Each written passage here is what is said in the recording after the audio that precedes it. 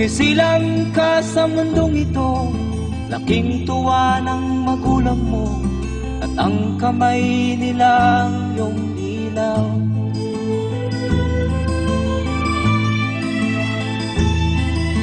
At ang nanay at tatay mo'y di malaman ang gagawin, pinamasdan pati pagtulog mo.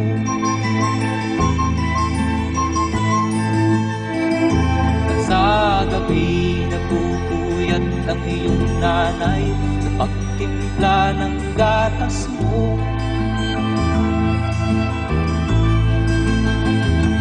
Sa umaga na may kalong ka ng iyong amang tuwang-tuwa sa'yo.